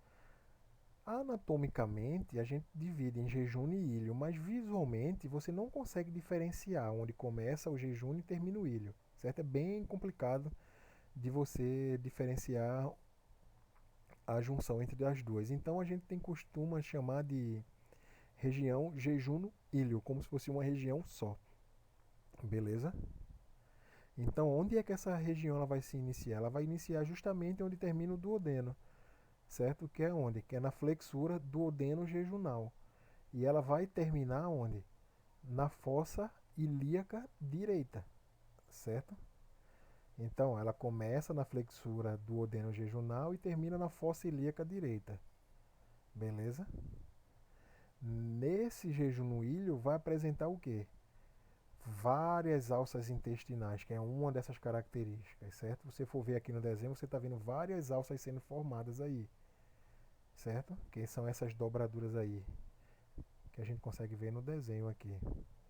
E ela também, toda essa região, ela é altamente vascularizada e com diversas fileiras de linfonodos, certo? A gente viu porque ela é altamente vascularizada. Por quê? Porque você precisa absorver esses nutrientes da digestão. Então, dentro do intestino delgado como um todo, você precisa ter várias áreas que sejam extremamente vascularizadas, certo? E você tem também vários linfonodos ali, várias fileiras de linfonodos que a gente viu que na aula passada, que a gente viu o sistema circulatório, a gente viu a parte do sistema linfático. O linfonodo vai servir de processo de drenagem também. E também vai servir no processo de filtro de micro-organismos que estejam infectando aquele local ali, certo? Então você vai precisar de uma região de alta drenagem aí para auxiliar esses vasos sanguíneos aí na drenagem do líquido do que é produzido por esse intestino delgado, certo?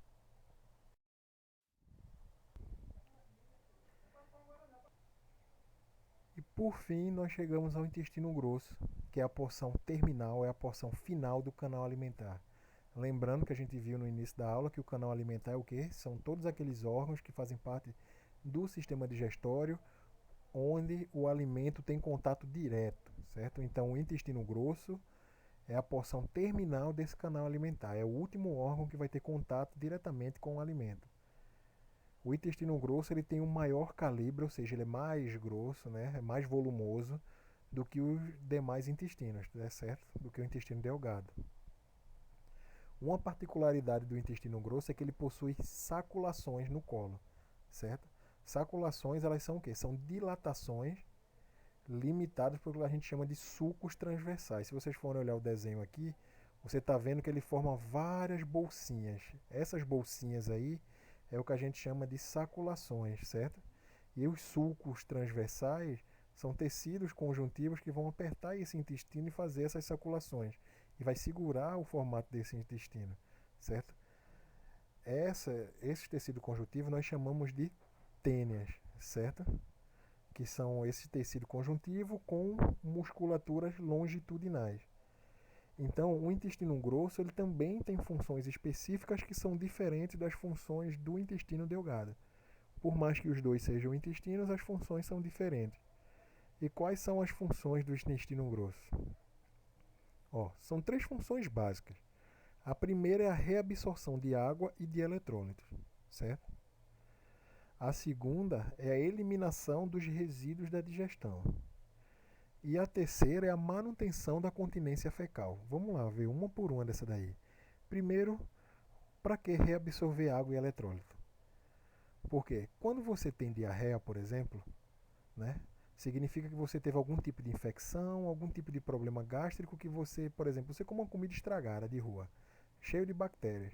Quando chegar lá no seu intestino, essas bactérias vão ser detectadas pelo seu organismo e a única a única alternativa que existe é você botar essas bactérias para fora. Como? Lavando o intestino. Então, basicamente, você vai jogar as fezes ricas em água para lavar o intestino. Só que essa água sai com bastante eletrólito. Então, você tem que tomar o quê?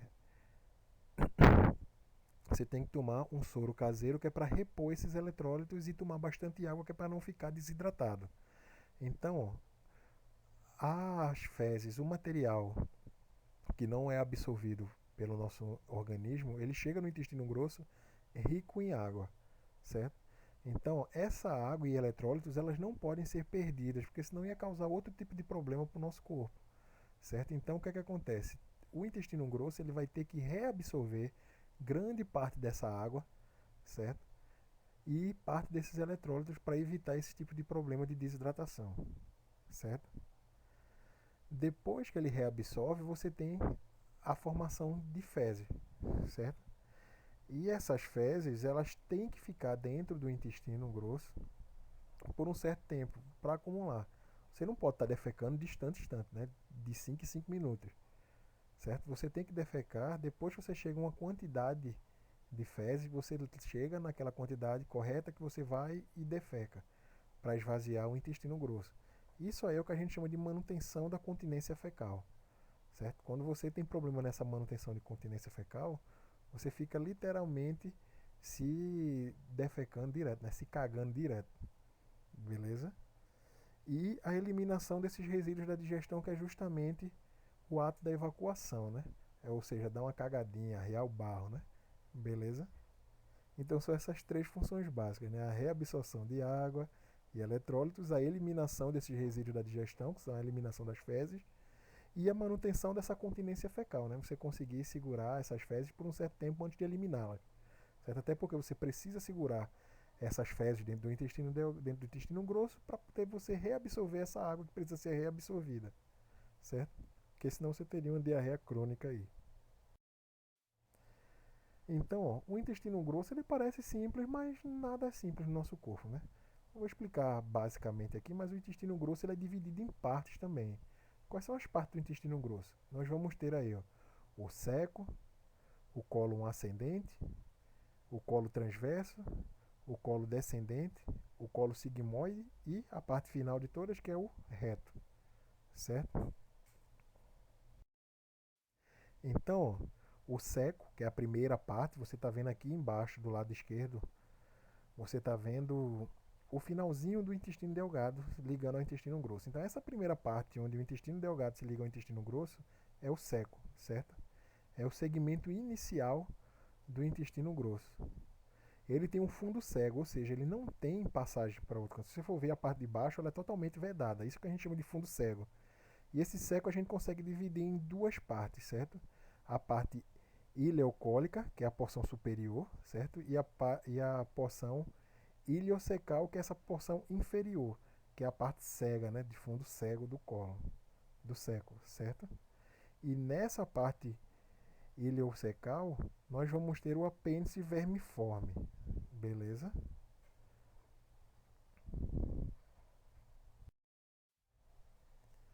Logo depois do seco, nós vamos ter essa parte que está subindo. Por estar subindo, nós chamamos de colo ou cólon ascendente, certo? Que é a continuação desse seco. Ele apresenta o quê? Ele se apresenta fixado à parede posterior do abdômen, que esse intestino não é solto, ele é preso, certo? Todo ele. E ele termina na flexura direita do cólon, certo? Que é o limite do colo ascendente, onde o colo ascendente termina e começa o que? O cólon transverso, que é essa primeira dobradura aí. Logo depois do colo ascendente, a gente vem o colo transverso, que é esse aí que tem um formatozinho de U, certo? De todos os cólons, esse cólon ele é o mais móvel de todos, porque ele é um pouco mais solto. Dependendo da idade também, esse U que ele forma aí, essa curvatura, ela pode variar. Geralmente, numa idosa, essa curvatura ela é bem maior, certo? Ela possui essa curvatura bem acentuada, meio caída mesmo. Geralmente, ela tem cerca de 9 centímetros, né? Mas, como eu falei, isso pode mudar dependendo do estado fisiológico da pessoa e da questão da idade também. Esse colo transverso ele se inicia justamente naquela dobradura onde termina o colo ascendente, né, que é a dobradura do colo ascendente, e ele vai terminar onde? Na dobradura do colo descendente. Então ele fica entre essas duas dobraduras, certo? Então, logo depois do colo transverso, vem logicamente o descendente, certo? O colo descendente ele também fica fixado na parede posterior do abdômen e ele vai se iniciar onde o colo transverso termina, que é justamente na flexura esquerda, certo? Então, ele vai começar basicamente na flexura esquerda, né? Nessa dobradura aí. Até onde? Até a altura das crestas ilíacas, certo? E logo depois desse colo descendente, quem vem logo depois dele é o que a gente chama de colo sigmoide. Então, ele vai até o início do colo sigmoide. O colo sigmoide ele é a continuação, como eu falei, do colo descendente. É sempre uma continuação, né? Que é um tubo digestivo que você inicia lá na boca e vai terminar lá no ânus, certo? Então, ó, esse colo sigmoide ele é um reservatório de fezes, certo? Aquela questão da contenção, a manutenção da contenção fecal, quem justamente faz é justamente o colo sigmoide, beleza? As fezes só são armazenadas no reto um pouco tempo antes de você evacuar. Beleza? Então, enquanto está no colo sigmoide, você não está com vontade de ir no banheiro. Quando essas fezes passam do colo sigmoide e vai para o reto, dependendo da quantidade, você não consegue nem segurar, né? É sempre bichinho batendo na porta ali, né? Se não tiver perto de casa, já era, né? Literalmente a merda tá feita. E outra coisa, uma dica que eu dou pra vocês, mesmo estando perto de casa, nunca tentem correr, viu? Que dá merda. Então, ó, na parte final, nós temos o reto, certo? Que é a continuação desse colo sigmoide. O reto ele tem cerca de 15 centímetros de comprimento. Ele é uma porção um pouco mais dilatada, né? Que a gente chama de ampola do reto, que é onde vai ficar a fezes antes de ser evacuada. E você vai ter uma parte final que ela é mais estreitada, que ela é mais fininha, que a gente chama de canal anal, certo? E o canal anal ele vai se abrir para o exterior através do que a gente chama de ânus, que é aquele esfíncter que tem ali. Beleza? Então as fezes vão ser eliminadas. E no ânus acaba todo o canal alimentar, que são aqueles órgãos que têm contato diretamente com o quê? Com o alimento. Beleza?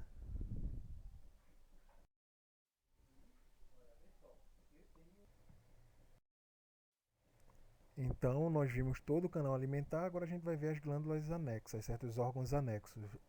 Um desses órgãos anexos a gente já viu que eram as glândulas salivares. Só que existem outros dois bem importantes, que são o fígado e o pâncreas. Beleza? Primeiro, falar um pouquinho do fígado, né? Que o fígado é aquele órgão que todo mundo fala, né? Para que serve? Qualquer dor de barriga que você diz que você tem, qualquer diarreia que tem, você diz que é o fígado, certo?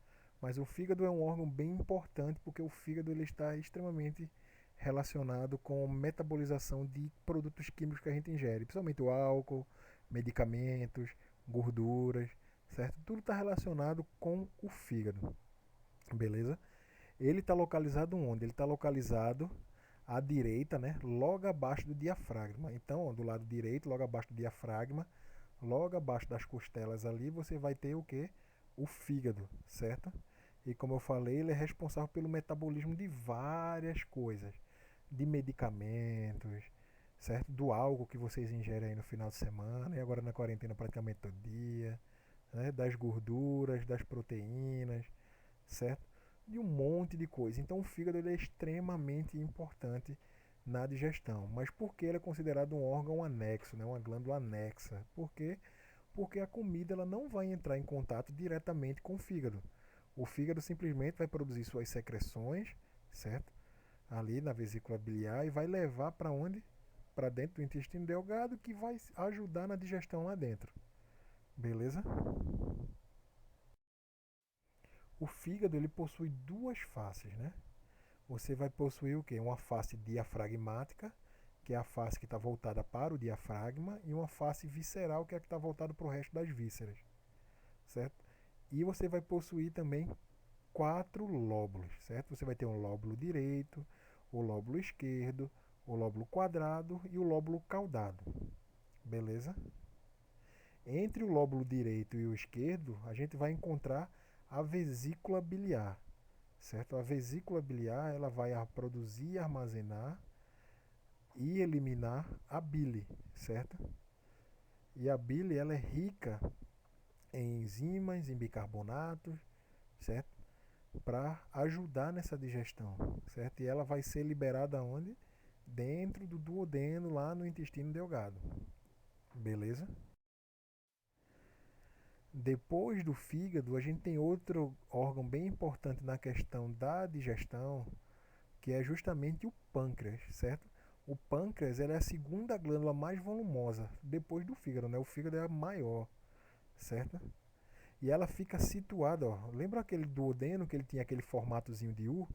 Justamente aquele formatozinho de U não é à toa. Aquele formatozinho de U porque ali, naquela região ali, fica fixado justamente o pâncreas, certo? Então, ó, ele vai ficar situado posteriormente ao estômago, certo? E fixada, presa à parede abdominal, certo? Então, ó, esse pâncreas ele também vai ser dividido em partes, né? Em três partes basicamente. Você vai ter a cabeça, que é essa parte aí mais dilatada, certo? Que é essa partezinha mais grossa aí, que está perto do intestino aí, certo? O corpo e a cauda. Ó, perdão aí porque tá trocado aí, é da cabeça e do corpo, beleza? Então, ó, você vai ter a cabeça, o corpo e a cauda. Então você vai ter três partes básicas do pâncreas. Mas para que o pâncreas serve? Qual é a função desse pâncreas?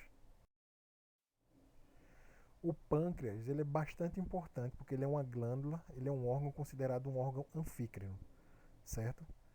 A gente vai ver que existem três tipos de glândulas. Nós temos as glândulas endócrinas, as glândulas exócrinas e as glândulas anfícrinas, certo?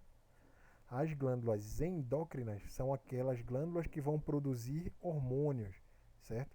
Que são aquelas secreções que vão ser liberadas diretamente dentro da corrente sanguínea, certo?